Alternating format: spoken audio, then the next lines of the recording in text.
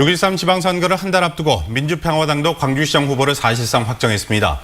본선 대진표는 거의 정해졌지만 후보 간 경쟁이나 유권자의 관심은 예전만 못하다는 이야기가 나오고 있습니다. 네, 김대영 시사평론가와 자세한 이야기 나눠보겠습니다. 안녕하세요. 안녕하십니까. 네, 민주평화당이 오늘 김종배 전 의원을 광주시장 후보로 이제 확실히 발표를 하겠다라는 이야기가 나오고 있는데요. 그 배경에는 어떤 배경이 있을까요? 네, 오늘 일단 그 오전에 민평당 공관위에서 김종배 전 의원을 광주시장 후보로 그 확정한 게 거의 확실시 됐습니다. 네.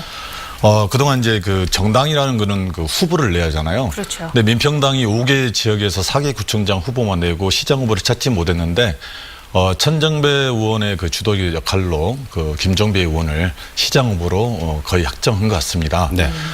또는 이제 그 선거는 일단 기본적으로 구도인데 민주당의 이용수 후보를 그 전단 정권 당시에 청와대 비서실 행정관과 김종배 의원이 전 의원이 어떻게 보면 5.18 당시에 사형수 그리고 시민군 총사령관이라는 구도로 몰고 가려는 그 의도가 깔려 있습니다.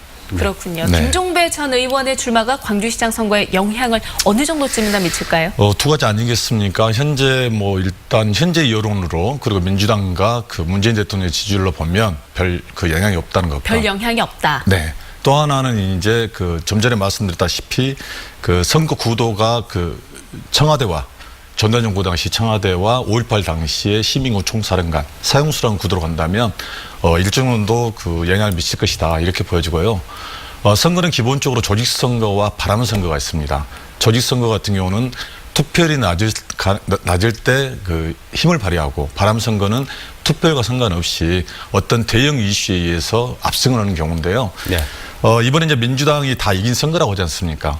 이렇게 했을 때 사람들이 투표를 안 했을 때는 조직선거가 아무래도 기승을 부릴 거고 현재 민평당 같은 경우는 어쨌든 간에 현역 의원이라든가 조직이 기본적으로 있단 말이에요. 우리 지역에요. 그렇죠. 그래서 조직선거에 일정도 영향을 미칠 것 같고 그렇지 않고 북미 회담이라든가 현재 문재인 대통령의 지지율로 그대로 간다면 민주당이 압승할 걸로 보입니다. 네.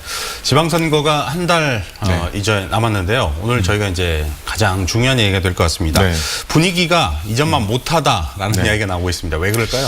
그러니까 이제 좀 전에도 말씀드렸다시피 이제 선거가 하나만 하는 선거다 이제 이런 이야기가 좀 많이 있어요. 실제적으로 그 시각장애인들의 그 명함을 제작한 업체가 강주에 한 군데가 있습니다. 네. 그것을 제가 알아보니까 명함 제작이 들어오지 않는다는 거죠. 예전 같으면 후보들이 그 시각장애인들을 위해서 어쨌든 후보자 투표 유권자이기 때문에 네. 명함을 제작했는데 이번에 그런 경우가 없고 또 하나는 이제 거리를 보더라도 이맘때가 되면 굉장히 그 후보들이 분주하잖아요. 명함도 그렇죠. 돌리고 네. 길거리에 많이 보이는데 그런 모습도 많이 없고 그런 것 같습니다. 네. 명함 말씀하셨는데 그러면은 인쇄업체도 모처럼 그 네. 대목인데 큰 네네. 타격을 받지 않을까 싶어요. 네, 그렇습니다.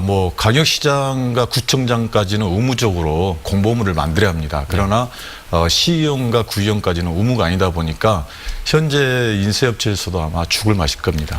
바람이 별로 불지 않는다는 네. 그런 말씀이신데 남북 관계 등 여러 대응 이슈들이 있는데 특히 북미 정상회담 이게 지방선거 바로 전날에 있잖아요. 네네. 분명 선거에도 영향을 미치지 않을까 그런 생각이 들거든요. 그렇죠. 트럼프 대통령과 김정은 위원장이 둘이 멱살 잡고 싸우지 않는 한 영향을 미칠 것 같은데 저는 이제 기본적으로 그 트럼프 대통령이 문재인 대통령에게 주는 선물이다. 선물이요? 어떤 네. 선물이요? 그러니까 당초 북미회담이 5월 달로 열리게 돼 있잖아요. 근데 6월 12일 그러니까 우리나라로 말하면 6월 13일에 지방선거에 맞춰서 북미회담을 열어준 거거든요. 그동안 이제 한반도 그 운전자로는 역할을 했던 문재인 대통령을 위해서 트럼프 대통령이 노벨 평화상을 가져가고 그에 대한 보답으로 문재인 대통령에게 지방선거 전에 맞춰서 북미회담을 열어준 게 아니냐 이렇게 보고 있습니다. 지방선거 때문에 미리 좀 당겼다 그런 이야기시네요. 아니죠. 늦춘 거죠. 5월 달로 그렇죠. 했던 것이 늦춘 거죠. 네. 네. 그렇군요. 저는 이번 선거 때 무슨 광주의 아들 누구누구 네. 이런 선거 문구보단 그리고 또 당보 무조건 뽑아주는 것보다는 이번에야말로 좀 공약 선거가 됐으면 얼마나 좋을까 이런 바람이 있거든요. 어떻게 보십니까? 사실 진보정당, 정의당이나 그 민주당 같은 경우도 이번 선거야말로 정말 해볼 만한 선거가 되지 않겠느냐 이제 이렇게 이야기를 하고 있고요. 네. 네. 경쟁 구도가 없다 보면 사람들이 반작용이 가능도 하고 네네. 또 하나는 이제 인물 선거로 많이 가다 보면 진보정당도 일정 정도 성과를 내지 않을까 이런 생각이 좀 듭니다. 근데 반면에 이제 민주당 경선이 그동안 굉장히 치열했잖아요. 그래서 그 경선에서 이기면 곧 본선에서 이긴다는 이런 그 해석들이 가능했는데 문제는 투표율. 얼마나 많은 투표율과 얼마나 많은 지지를 네. 얻는가 관건이거든요. 네. 그런 점에 봤을 때 현재 민주당 경선을 통과한 후보들이 공약 면에서라든가 이런 것들이 좀 철저히 가야 하는데 제가 이제 기본적으로 많이는 보지 않았지만 몇 가지를 보면 네. 본인들이 할 수 없는 공약들 그리고 실현 가능하지 않는 아하. 선심성 공약들이 상당히 아직도 네. 많습니다. 예. 유권자들이 그런 것도 잘 좀 선별하는 그런 그러게요. 능력도 이번에는 나왔으면 좋겠어요. 유권자들이 선별하기 위해서는 언론에서 먼저 그에 대한 검증 절차 네, 네. 많이 이루어지지 네, 않겠습니까? 좋은 말씀입니다. 네. 오늘 나와주셔서 고맙습니다. 네, 감사합니다. 감사합니다.